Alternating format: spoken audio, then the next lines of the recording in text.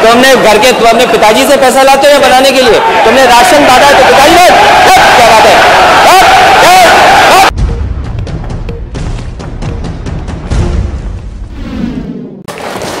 माननीय श्री केशव प्रसाद मौर्य।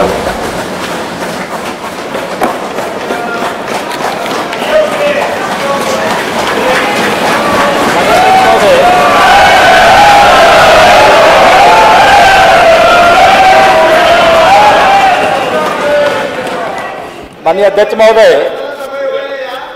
महामहिम राज्यपाल महोदय जी के द्वारा जो अभिभाषण सदन के सामने रखा गया, जिसके समर्थन में डॉक्टर मंजू सुहास जी ने प्रस्ताव रखा, उनके समर्थन में मैं बोलने के लिए खड़ा हुआ। अभी मैं बड़े ध्यान से नेता प्रतिपक्ष पूर्व मुख्यमंत्री समाजवादी पार्टी के राष्ट्रीय अध्यक्ष जी की बातें सुन रहा था। मुझे लगता है कि पूरा उत्तर देंगे तो बहुत देर तक आपको सुनना पड़ेगा, लेकिन कुछ बातें मैं शुरू में जरूर कहना चाहूँगा। निश्चित तौर से नेता सदन को इस बात का बहुत दर्द होगा। 2012 में जब ये सरकार में आए थे, मैं भी सदन का सदस्य था, मैं भी सामने बैठा था, इधर बैठते थे।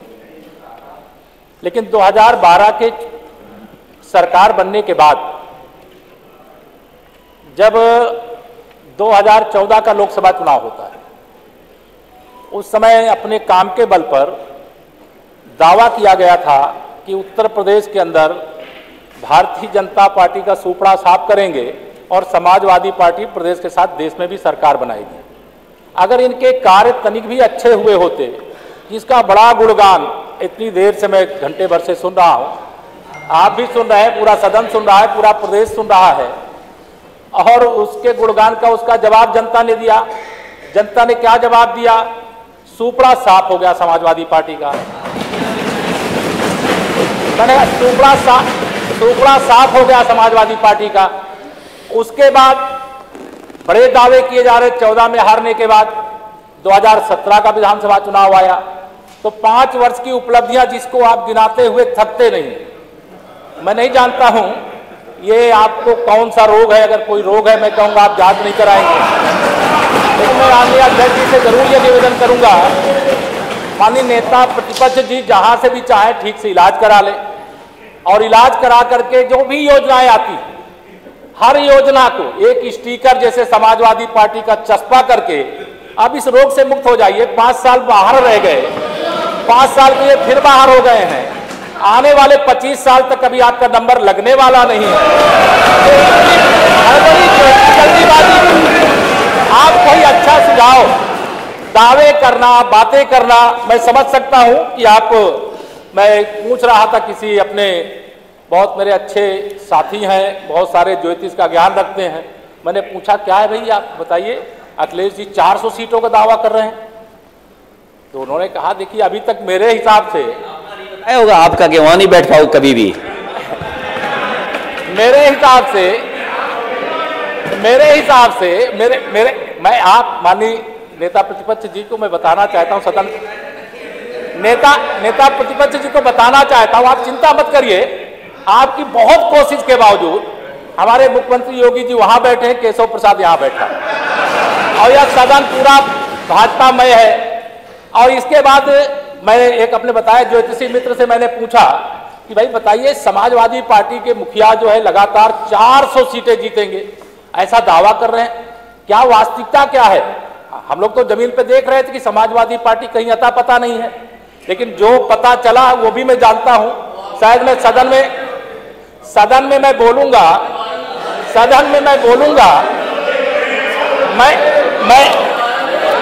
सदन में बोलूंगा।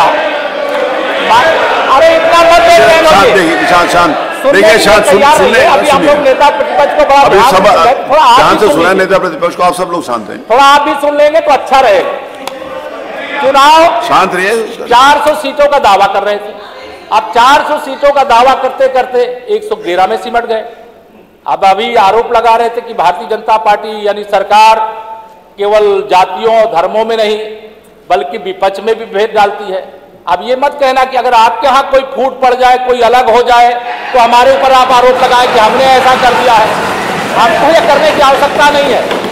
आप अपना परिवार, अपनी पार्टी को आप अपने वहां के अभी आप संभालिए, मैं कह रहा हूं ना संभालिए। बहुत सारे लोग मेरे संपर्क में आ चुके हैं, मेरे बहुत सारे संपर्क में आ चुके हैं, उधर कुछ खाली ना हो जाए इसकी चिंता करिएगा। इसलिए मैं आपके सामने माननीय अध्यक्ष जी आपके माध्यम से यहां कहना चाहता हूं, इस बार का विधानसभा चुनाव बड़ा रोचक था। मैं वास्तव में आश्चर्य करता था कि अगर एक बार का दावा 2014 का जो आपने किया था, मैं सुनता था उसको, मैं इसी सदन में बैठा था और संयोग से उस समय मुझे उस राजनीति में पहली बार मैं विधानसभा में आया था और उस समय आया था जब समाजवादी पार्टी की लहर थी, उस सीट से आया था जिसके आपको बड़े गुणगान दिखाई दे रहे हैं। उसकी मैं जानता हूं क्या स्थिति है, लेकिन आप भरोसा रखिए आपको 25 साल तक केशव प्रसाद सत्ता में आने नहीं देगा। आप उसका भरोसा रखिए। आप विपक्ष, आप श्री अखिलेश जी हमारे बड़े अच्छे, आपको मैं पसंद करता हूं, लेकिन अध्यक्ष महोदय हम आ पाए ना आ पाए, ये हमारे माननीय सदस्य लोक भवन में कब बैठ पाएंगे? कि लोक भवन में तो कमल खिल चुका है और वो कमल खिला रहेगा। और देखिए माननीय अध्यक्ष जी, साइकिल पंचर हो गई है तो अब पंचर को ठीक कराने की जो आपकी साइकिल है उसको शायद उत्तर प्रदेश जनता ठीक करेगी नहीं, इसलिए मैं लोक भवन में कब बैठूंगा? लोक भवन में हम लोग, ये पीडब्ल्यूडी मिनिस्टर रहे, ये भूल गए इनके जिले की मुख्यालय की सड़क किसने बनाई? आपने बनाई? बताइए बताइए। फोर लेन किसने बनाई बताइए माननीय सदस्य? अध्यक्ष जी मैं आप कृपया करके आपस में डिबेट नहीं करें, आपस में डिबेट नहीं करें। कृपया करके नेता प्रतिपक्ष पूर्व मुख्यमंत्री जी को ये बता दीजिए, ये 5 साल सत्ता में नहीं रहे, आगे 5 साल के लिए फिर विदा हो चुके हैं। 2027 में चुनाव आएगा, मैं तो यह मानता हूं कि फिर कमल खिलेगा, फिर आपका अभी कोई भविष्य इस समय नहीं है, लेकिन सड़क किसने बनाई है, एक्सप्रेस किसने बनाया है, मेट्रो किसने बनाई है? जैसे लगता है आपने सैफई की जमीन बेच करके ये सब बनवा दिया है। तुम अपने घर के, तुम अपने पिताजी से पैसा लाते हो या बनाने के लिए? तुमने राशन बांटा है तो पिताजी ने क्या बात है? कोई बात है क्या?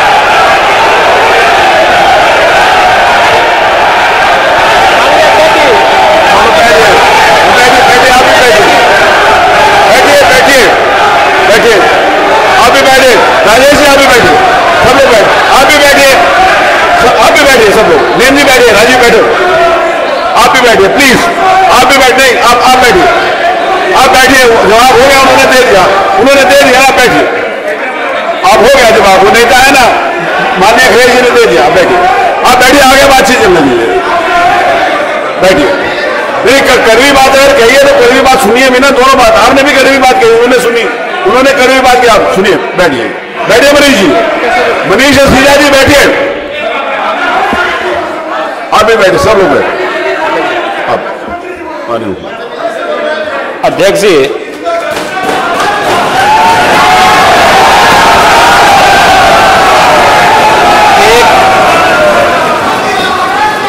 एक घंटे से अधिक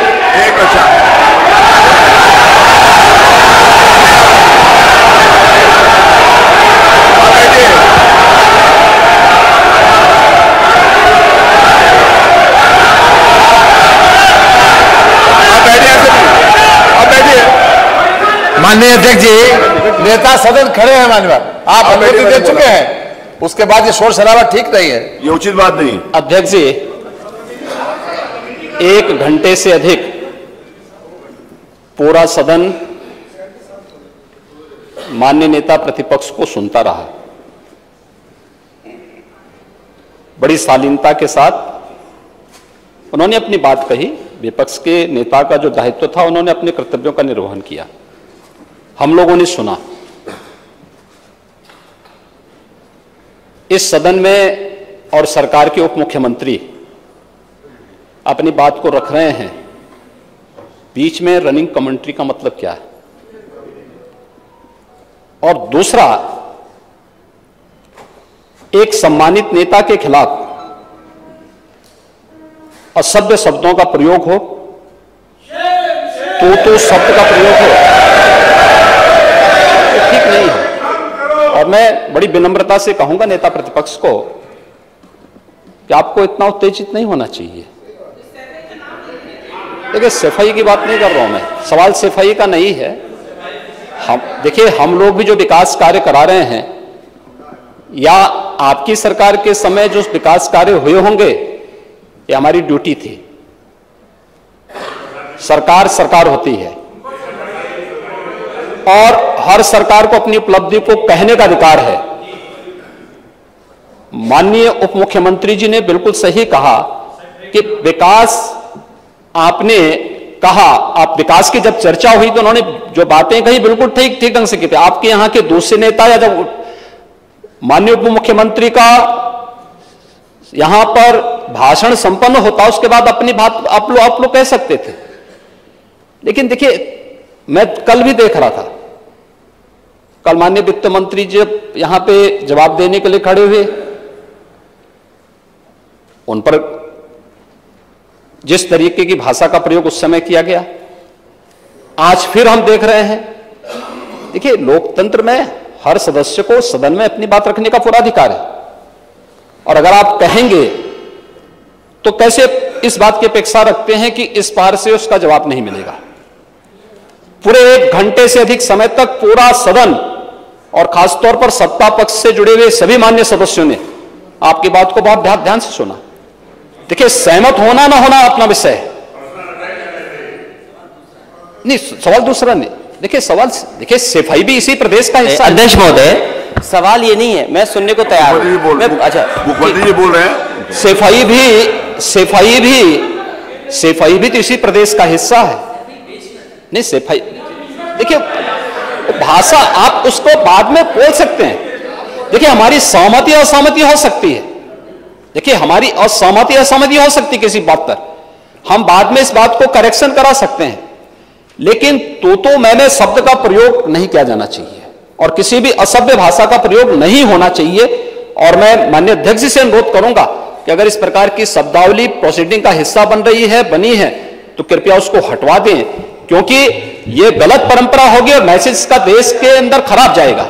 हमें हमेशा इस बात को ध्यान में रखना होगा, सदन की मर्यादा का ध्यान हर हाल में बनाए रखना होगा।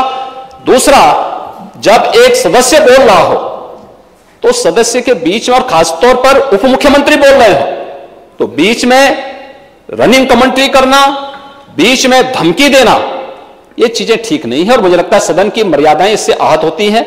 कोई भी इसको नहीं स्वीकार करेगा और मैं विनम्रता से कहूंगा माननीय नेता प्रतिपक्ष को, उनका सम्मान है, वे सबसे बड़े विपक्षी दल के नेता हैं और मुझे लगता है कि इस मर्यादा की अपेक्षा केवल सत्ता पक्ष से ही न करें, विपक्ष भी उस मर्यादा का पालन करेगा तो दोनों का सम्मान बना रहेगा और यह सम्मान दोनों का बना रहे। देखिए सहमति असहमति लोकतंत्र की ताकत है, यह आवश्यक नहीं, हम ये नहीं कहते हमारी बात से सहमत हूं, या मैं ये भी नहीं कह सकता कि मैं आपकी बात से सहमत हूं। जब मेरी बारी आएगी, मैंने तो पूरे 1 घंटे तक आपकी बात को सुना, मेरी बारी जब मेरे दल की ओर से मेरी बारी लगाई जाएगी, मैं उस दिन अपनी बात को यहां पे रखूंगा। मैंने आपके पूरे भाषण को इसलिए सुना ही नहीं, प्रोसीडिंग मंगाऊंगा, फिर देखूंगा, उसका पूरा जवाब भी दूंगा यहां सदन पे, और मैं उम्मीद करूंगा कि सभी विपक्षी नेतागण उस दिन यहां पर हमारी बात को भी सुनेंगे। लेकिन एक सरकार के वरिष्ठतम नेता में से एक और उप मुख्यमंत्री जो लगातार दूसरी बार उप मुख्यमंत्री हो रहे हैं, उनके द्वारा अपनी बात को रखा जा रहा हो, मुझे लगता है शालीनता से हमें सुनना चाहिए। अगर हमें लगता है गलत हो रहा है, देखिए बहुत सारी चीजें अगर हम भी इस बात को कहते, बहुत सारी चीजें नेता प्रतिपक्ष भी ऐसी थी जो आपत्तिजनक हो सकती थी, हमने सुना, भाई हमें जो स्वीकार करना होगा वो स्वीकार करेंगे और उसका जवाब देंगे भी, लेकिन बीच में इस तरीके की उत्तेजना दिखाना उचित नहीं है। देखिए माहौल इससे खराब होता है और अनावश्यक रूप से बाहर मैसेज खराब जाता है। हमारे बारे में टिप्पणियां होती हैं, सदन के बारे में टिप्पणी होती है, हर एक सदस्य की मर्यादा भंग होती है और सदस्य की इसका सम्मान बाहर तार तार होता है, पब्लिक में इसका मैसेज खराब होता है और इस प्रकार की शब्दावली का प्रयोग ना हो। और अगर ये तो शब्द का प्रयोग हुआ है तो मैं आपसे अनुरोध करूंगा कि कृपया इसको सदन की प्रोसीडिंग का हिस्सा कतई न बनाने दिया जाए, क्योंकि ये आने वाले समय में नजीर बनेगा।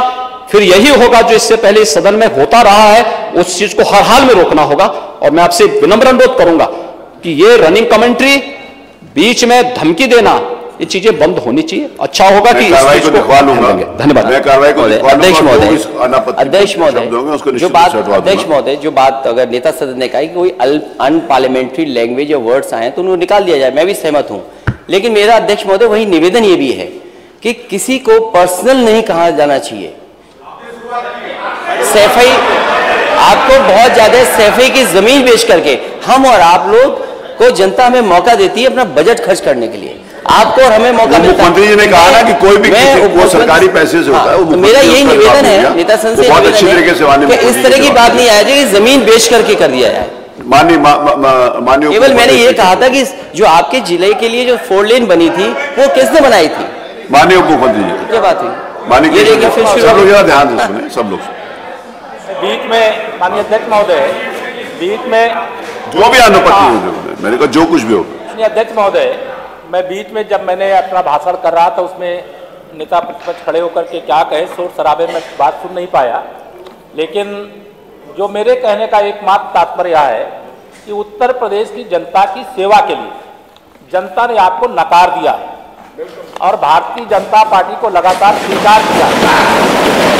आपको 2014 में नकारा, आपको 2017 में नकारा, आपको 2019 में नकारा, आपको 2022 में नकारा और आपको 2024 में भी नकारेगी। इसलिए ये कहना कि ये ठीक है, आपकी सरकार के समय कोई काम शुरू हुआ होगा, लेकिन हर चीज घोषणा मंत्री बनने से कोई काम पूरा नहीं होता है। आपके समय घोषणाएं इतनी हुई, शिलान्यास इतने हुए, योजनाओं को पूरे 5 साल में तो पूरा लगातार माननीय अध्यक्ष जी देखता रहता था कि हर दिन जब देखो तो हमारे नेता प्रतिपक्ष का एक ट्वीट आता था कि ये योजना तो हमने शुरू की है। अरे भैया, पूरी करके क्यों नहीं गए? अधूरी छोड़ करके क्यों गए? अगर अधूरी छोड़ करके गए तो उस पर अपना स्टिकर चस्पा करने के अवरोध से मुक्त हो जाइए। मैं आपसे यह अनुरोध करना चाहता हूं। मैंने यही कहा कि आप कोई एक ऐसा रोग हो गया है कि कोई योजना होगी उसमें समाजवादी पार्टी का स्टिकर चिपका दो। श्री अखिलेश यादव जी की सरकार के समय काम शुरू हुआ था। अरे आप अगर काम देखते, गरीबों का काम देखते, तो मैं समझता हूं कि आपको प्रशंसा के अलावा कोई दूसरा शब्द खोजने से नहीं मिलता। मैं तो एक गरीब परिवार में पैदा हुआ हूं।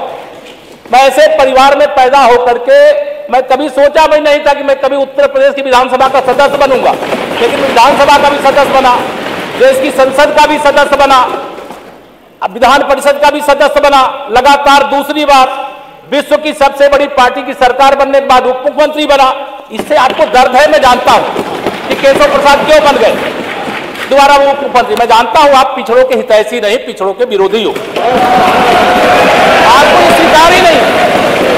मैं अगर आप पिछड़ा इस भेद में नहीं पड़ता, लेकिन आपको इस बात का दर्द है कि यह सारा का सारा जो आपने एक साम्राज्य स्थापित किया था, वह साम्राज्य जनता ने उखाड़ करके फेंक दिया। इसका दर्द है आपको, मैं जानता हूं। और आपके मैं दावे की ही चर्चा कर रहा था। मैं यही तो माननीय अध्यक्ष जी आपके माध्यम से कह रहा था कि 400 सीट का दावा मैं अपने एक ज्योतिषी मित्र से पूछ रहा था कि भाई ये 400 सीट का जो दावा है, जो 400 सीट का दावा है, इसमें क्या सच्चाई है? तो मुझे आश्चर्य यही लग रहा था कि या क्या है, मतलब लगातार कई डिबेट में, कई इंटरव्यू में मैं आपके भाषण भी सुनता था, सभाओं में भी सुनता था, तो मुझे लग रहा था 400 का दावा कर रहे हैं। क्यों कर रहे हैं? क्योंकि जमीनी हकीकत निश्चित तौर से मैं भी जानता हूं, मैं भी उत्तर प्रदेश के अंदर गरीबों के बीच में हूं, जरूरतमंदों के बीच में हूं, दिन भर जनता से भी मिलता हूं, क्षेत्र में जाकर लोगों से भी मिलता हूं। तो मुझे पता था कि समाजवादी पार्टी अभी सत्ता के इर्द गिर्द नहीं आएगी। अब कुछ बातें ऐसी हैं कि मैं इस सदन में कहूंगा तो वो दूसरे प्रकार की बात हो जाएगी। कैसे आपके नंबर इतने बढ़ गए? मेरा तो विश्वास था कि आप 47 का आंकड़ा नहीं पार कर पाएंगे, लेकिन मैं ये नहीं कहता था कि आप 47 का आंकड़ा पार कर लिए, आप 100 से ज्यादा सीटें जीत लेकर के आ गए। वह ठीक है, जनता का जनादेश जहां तक पहुंचा है, आपको प्रतिपक्ष में रहने का मौका दिया है तो आप प्रतिपक्ष में रह करके, लेकिन कभी अगर एक बात गरीबों के बारे में अगर आप सोचते, मैं देख रहा था जोशी ने जो कहा है कि अभी श्री अखिलेश यादव जी के और समाजवादी पार्टी के 25 वर्ष तक सत्ता में आने का योग नहीं है। अब इसको इसको मैं ये मेरे मित्र ने कहा है, आप कहेंगे उसका प्रमाण, इसका कोई प्रमाण नहीं। ज्योतिषी गणना के हिसाब से बता दिया, वो मैं आपको बता दे रहा। इसे अभी 25 साल तक उधर बैठने के लिए तैयार रही, उधर बैठने के लिए तैयार रही है। मेरे लिए क्या कहा है, दूसरों का देखते रहे और अपना चुनाव हारे। मानी बैठिए बैठिए बैठिए आप। अध्यक्ष जी, अरे बैठिए, गुस्सा नहीं करिए। मैं माननीय नेता प्रतिपक्ष जी के आपके माध्यम से नेता प्रतिपक्ष जी को कहना, मुझसे पूछे मेरे लिए क्या कहा। अरे आप नहीं चाहते थे केशव प्रसाद दोबारा उप मुख्यमंत्री बने, फिर उप मुख्यमंत्री बन करके बैठा हूं। मैं तो कह रहा था कि मैं सदाशिव बन करके आऊंगा कि नहीं आऊंगा। आपको इसकी चिंता नहीं कि मैं वहां बैठ जाऊं, लेकिन आप चाहे जितना दूध में आप डालते हो नींबू, लेकिन हम दूध में चीनी डालते हैं, हम मीठा करते हैं, आप दूध को फाड़ने का काम करते हैं। हम सब एकजुट होकर के सरकार को चलाए। दोबारा सरकार बन करके आई है, और दोबारा सरकार बन करके आई है तो मैं यही कह रहा था माननीय अध्यक्ष जी कि आप अपनी तरफ बचा के रखना, इधर की चिंता मत करिए। इधर तो हम लोग रहेंगे, क्योंकि वहां से बहुत सारे लोग हमारे संपर्क में। अभी आप कई चीजें, गरीबों की बात कर रहे थे। अब गरीब आदमी कोई जाति और धर्म और समुदाय से रिलेटेड नहीं होता। मैं भी गांव का रहने वाला हूं। जिस गांव में अब नगर पंचायत बन गई है, जहां मैं रहता, मेरा भी घर जहां था, कभी हम लोग कल्पना नहीं करते थे कोई हमारे घर में कोई शौचालय बन जाएगा, कभी कल्पना नहीं करते थे कि हमारे घर में भी बिजली लग जाएगी। मैं स्वयं संगठन का काम करता था, कभी सोचा नहीं था कि एक गैस का कनेक्शन मेरे घर में आ जाएगा। मैं दूसरों की बात नहीं करता, पूरा प्रदेश इसका साक्षी। लेकिन आज जब ये आंकड़ा देखता हूं कि 1 करोड़ 41 लाख गरीबों के घर में बिजली का कनेक्शन फ्री में पहुंचाने का काम सौभाग्य योजना के माध्यम से प्रदेश की सरकार ने कर दिया। आप उस गरीब का दर्द अपने सरकार के समय दूर नहीं किए। आपको गरीब की, पिछड़ों की, वंचितों की किसी की चिंता नहीं थी, हमारी सरकार को चिंता। आप प्रधानमंत्री आवास योजना में देख रहा था, आज के कार्यकाल में तो माननीय प्रधानमंत्री जी ने 2014 में सरकार बनने के बाद तत्काल योजना प्रारंभ कर दी थी, लेकिन आप तो 1 लाख का आंकड़ा भी नहीं छू पाए। आप सोचते थे अगर प्रधानमंत्री आवास बन जाएगा तो साइकिल पंचर हो जाएगी। मैं उस समय संसद में पहुंच गया था माननीय अध्यक्ष, और संसद में पहुंच करके मैं उस समय संयोग से मेरी पार्टी ने मुझे प्रदेश का अध्यक्ष बना दिया था 2016 में। मैं कहता था कि आप केंद्र सरकार की जो योजना है उस योजना को उत्तर प्रदेश के गरीबों के लिए आने दो, लेकिन हर काम में बैरियर लगा करके खड़ा करने का काम अगर किसी सरकार ने सबसे अधिक किया था तो मेरा भी जो अनुभव है 2012 से लेकर के 2022 तक का, तो श्री अखिलेश जी के नेतृत्व वाली समाजवादी पार्टी की सरकार ने केंद्र सरकार की योजना यूपी में ना आने पाए, इसके लिए कदम कदम पर बाधा डालने का काम किया। और उसके कारण मैंने कहा आने देते तो प्रदेश का भला होता, प्रदेश के लोगों का भला होता। अगर नहीं आने दोगे तो इससे ज्यादा आपका नुकसान होगा, और जनता ने वही किया। उस समय जो आपके हालात हुए, आप 300 सीट जीतने का दावा कर रहे थे 2017 में, लेकिन आपकी नीतियां अगर सही होती, आपके कार्य अगर सही होते तो निश्चित तौर से आप फिर जीत करके आते, आप फिर यहां बैठते। लेकिन आपको जनता ने एक बार नहीं दूसरी बार नकार दिया, और दूसरी बार विधानसभा में नकारा, और 2 बार लोकसभा में नकारा। कभी आप कांग्रेस के साथ गए तब भी आपको जनता ने नहीं स्वीकार किया, कभी आप बुआ जी से मिल गए तब भी आपको जनता ने स्वीकार नहीं किया। मेरा ये कहने का, मैं गरीबों के लिए जो हमारी सरकार ने काम किया, मैं अभी उज्ज्वला योजना की आप प्रशंसा कर रहे थे। अरे इस बात की प्रशंसा, ये कोई साधारण बात नहीं है कि 1 करोड़ 67 लाख गरीब माताओं बहनों के घर में गैस का कनेक्शन पहुंच गया, और जो उज्ज्वला योजना के अंतर्गत गैस का निःशुल्क कनेक्शन देने का काम किया गया, वो उनको गैस का कनेक्शन मिलने के बाद वो गैस भी भरा रहे हैं। आपको पता इसलिए नहीं होगा क्योंकि आप गरीब के संपर्क में नहीं है।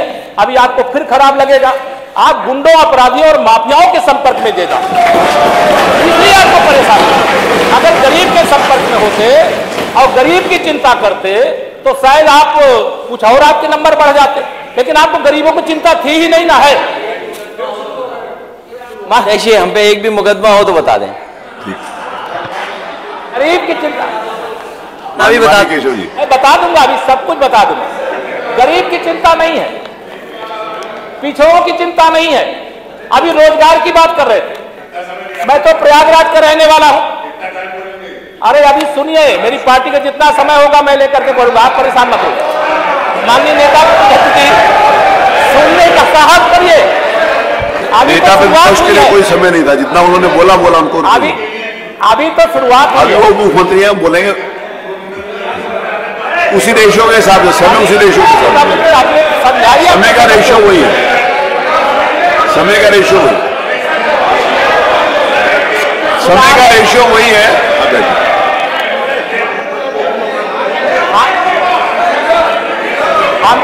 हम आप माननीय, आप सुनो, अरे सुनने की अभी माननीय मुख्यमंत्री जी ने नेता आप नहीं, समय उतना दे देना जितने में अपने मुकदमे बता दें बस। मैं अभी आपको सब बता दूंगा, आप चिंता मत करिए। आप वह भी बता दूंगा। और केशव प्रसाद ने सदैव राष्ट्रवाद की लड़ाई लड़ी है। राष्ट्रवाद की लड़ाई में अगर आपको ये लगता है कि राष्ट्रवाद की लड़ाई लड़ने में, हिंदुत्व की लड़ाई लड़ने में, गौरक्षा की लड़ाई लड़ना गलत है, वो गलती में जीवन भर करता हूं। और मेरे ऊपर एक भी मुकदमा कोई व्यक्तिगत आरोप पर नहीं लग सकता, इसलिए आपकी घबराहट में जानता हूं। मेरे ऊपर जो मुकदमे हैं वो मुकदमे आप विधिवत जरा समीक्षा करवा लीजिएगा, और उस समीक्षा कौन से आपके कार्यकाल में क्यों लिखवाए गए, मैं खूब समीक्षा कर चुका। मैं तो जानता हूं, मैं तो आंदोलनकारी रहा हूं, मैं तो राजनीति में रहा ही नहीं, इसलिए मैं आंदोलनकारी रहा हूं। आंदोलन करने वालों के खिलाफ मुकदमे लिखे जाते हैं। मेरे पिताजी कोई मुख्यमंत्री नहीं थे, मेरे पिताजी तो एक गरीब किसान थे। एक बात है महोदय, ठीक है, मेरे पिताजी मुख्यमंत्री थे, लेकिन मैं ये नहीं कहूंगा अध्यक्ष महोदय कि ये क्या काम और करते थे। आप पेशेंस रखिए थोड़ा सा। अध्यक्ष महोदय,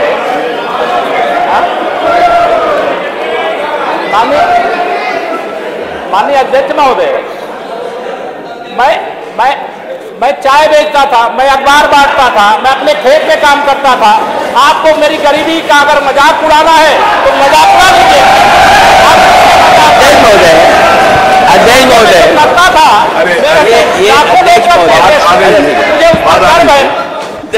मुझे उस पर गर्व है।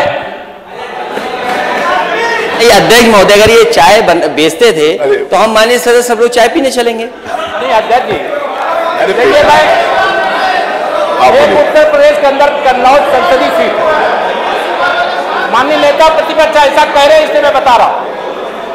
एक कन्नौज लोकसभा सीट है, वहां से माननीय नेता प्रतिपक्ष सांसद हुआ करते थे। वहां एक हमारे पार्टी के कार्यकर्ता नीरज मिश्रा की हत्या हुई थी। उस समय सरकार किसकी थी, वह हत्या कैसे हो गई थी, उसके अभियुक्त कौन थे, वो बता दे। मैं तो इस तरह के किसी मैं तो आंदोलन का बताया, मैं तो हिस्सा था, और आंदोलन का हिस्सा होने के कारण अगर मेरे आंदोलन के मुकदमे आपको दिखाई दे रहे हैं तो आंख की भी जांच करा दीजिए, मैं आपसे इनके निवेदन करूंगा। माननीय अध्यक्ष जी, मैं आपके सामने, मैं चूंकि प्रयागराज का रहने वाला हूं, प्रयागराज से जुड़ी हुई दो बातें आपने कह दी। प्रयागराज से जुड़ी हुई एक तो सरकारी नौकरियों की बात है। जैसे कि समाजवादी पार्टी की सरकार थी 2017 तक, तो सारे उत्तर प्रदेश के नौजवानों को इन्होंने नौकरी दे दी थी, और आदरणीय योगी आदित्यनाथ जी के नेतृत्व में सरकार आई तो सारे लोगों को नौकरी से निकाल दिया गया हो, ऐसा आरोप लगाते हैं। वो आयोग उस समय भ्रष्टाचार आयोग बन गया था, समाजवादी आयोग बन गया था, और उसके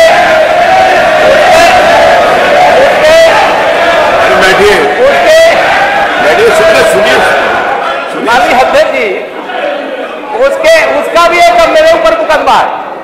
उस समय समाजवादी पार्टी की सरकार थी, वो भ्रष्टाचार जो आयोग के अंदर हो रहा था, वहां के छात्रों ने आंदोलन किया था, वहां मैं विधायक था।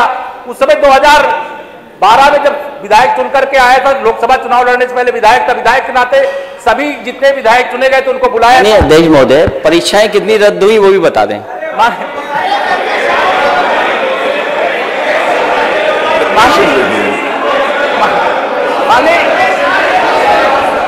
माननीय अध्यक्ष महोदय, माननीय अध्यक्ष महोदय, आजकल एसआई की परीक्षा में जो धांधली हुई है वो माननीय सदस्य बता देंगे कितने पकड़े गए उसमें अभी तक लोग। पूछ लीजिएगा।